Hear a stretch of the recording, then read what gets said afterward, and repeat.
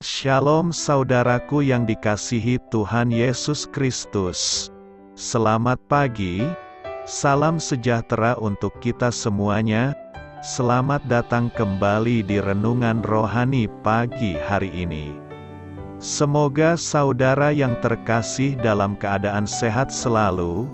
Kiranya damai dan sukacita Roh Kudus melimpah di dalam hati dan pikiran saudara saat ini. Sebelum kita mulai renungan pagi ini, marilah kita bersama-sama berdoa.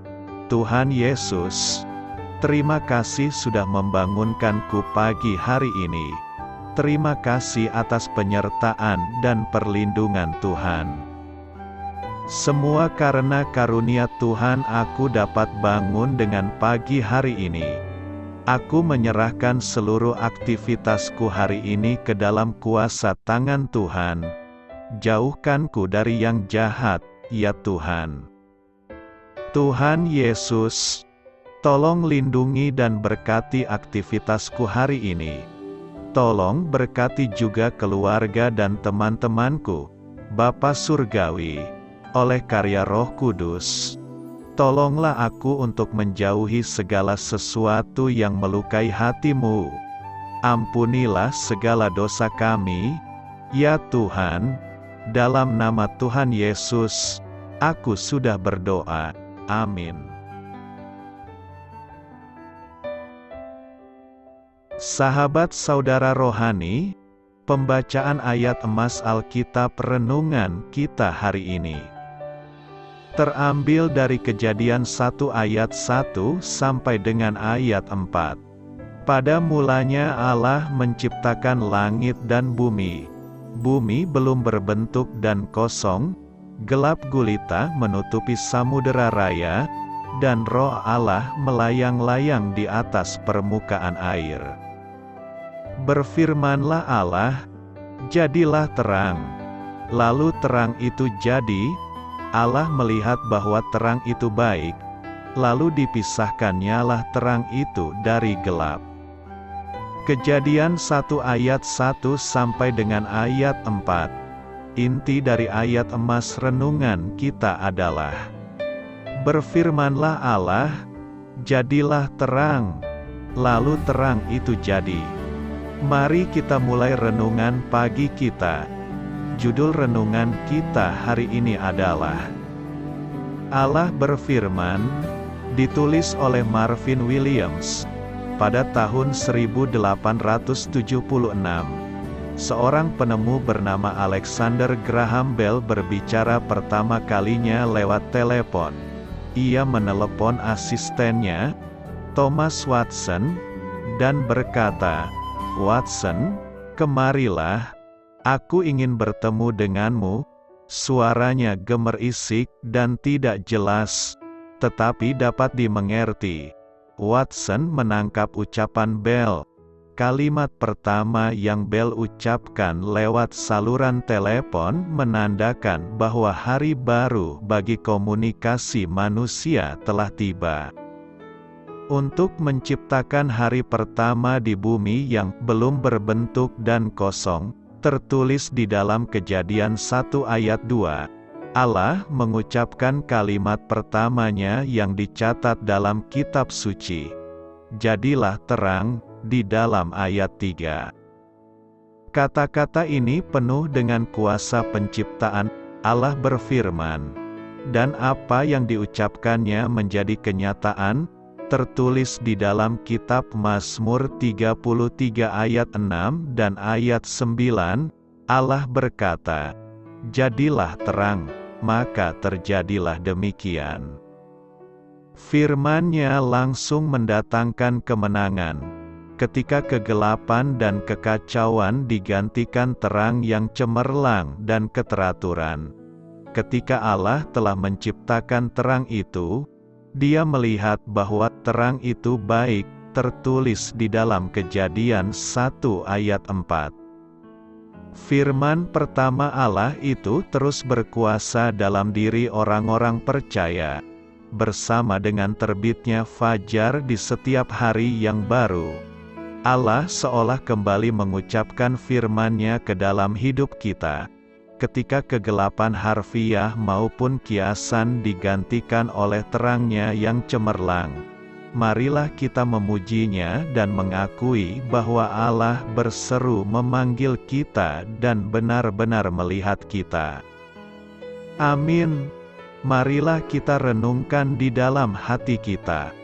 Ketika fajar menembus kegelapan, bagaimana cara Anda merayakan kasih dan kesetiaan Allah? Bagaimana terang Allah membukakan mata Anda untuk memandangnya? Hal ini patut kamu ketahui, Genesis berarti asal mula. Para ahli Yahudi memakai judul Yunani itu dalam Septuaginta, terjemahan Perjanjian Lama Ibrani dalam bahasa Yunani. Judul kitab ini dalam bahasa Ibrani, Beresit, diambil dari kata pertama dalam teks Ibrani. Pada mulanya, Beresit, ditulis di dalam Kejadian 1 ayat 1. Beresit berarti awal, atau apa yang pertama. Kejadian, kitab tentang banyak hal. Yang pertama, menceritakan tentang sejarah purba dunia secara umum, tertulis di dalam pasal 1 sampai dengan 11, dan sejarah para leluhur umat Israel secara khusus, di dalam pasal 12 sampai dengan pasal 50. Walaupun belum ada kesepakatan mengenai tanggal tertentu dari sejarah purbakala, para ahli memperkirakan bahwa Abraham, di dalam pasal 12, pindah ke Kanaan sekitar 2000 tahun sebelum Kristus. Kitab Kejadian adalah catatan Allah tentang awal mula alam semesta, umat manusia, dan dosa. Kejadian menyajikan latar belakang rencana Allah untuk menyelamatkan umat manusia melalui satu keluarga. Tertulis di dalam kitab Kejadian 3 ayat 15, yaitu keturunan Abraham, di dalam Kejadian 12 ayat 1 dan ayat 2. Alkitab memberitahu kita bahwa Allah Sang Pencipta adalah Allah yang bijaksana, yang berpikir dengan hikmat ilahinya sebelum dan sesudah Ia mencipta. Kegelapan adalah gambaran ketidakteraturan dan biasanya dikaitkan dengan dosa, sedangkan terang adalah gambaran tentang suatu keadaan yang baik. Ketika Allah berinisiatif menciptakan terang, Ia sedang menunjukkan bahwa Ia berkuasa menyingkirkan kegelapan atau dosa itu. Hanya dengan menyingkirkan dosa atau kegelapan itulah Allah dapat memulai karya-karya agungnya bagi dunia. Allah hanya bekerja di dalam terang. Sang Pencipta yang bijaksana ini selalu melakukan evaluasi atas setiap pekerjaannya. Karena itu Ia mengambil kesimpulan bahwa karena terang itu sangat baik, maka ia harus dipisahkan dari gelap. Allah berkehendak menyatakan bahwa gelap dan terang tidak dapat bersatu. Tetapi meskipun demikian, dalam kehidupan pasti akan selalu ada dua sisi di dalamnya, yaitu gelap dan terang. Ketika Allah memerintah, "Jadilah terang," pada peristiwa penciptaan dan terang itu hadir. Hal itu menunjukkan kuasa kreatif serta kendali mutlak Allah atas ciptaannya. Terang lahiriah yang diciptakan Allah pada hari pertama adalah gambaran yang indah akan apa yang Allah lakukan untuk menghadirkan terang itu dalam kehidupan manusia. Allah yang menciptakan terang di awal penciptaan itu adalah Allah yang sama yang menghadirkan terang dalam kehidupan manusia pada saat ini. Dalam kegelapan sebatang lilin akan lebih berharga daripada segenggam berlian. Demikian juga ketika hidup kita gelap karena dosa, Keselamatan dari sang terang itu akan sangat berharga dibanding hidup itu sendiri. Sebagai anak Tuhan, kita telah dipanggil dari kegelapan menuju terang-Nya yang ajaib. Karena itu, jauhilah kegelapan dan hiduplah dalam damai sejahtera Tuhan. Amin.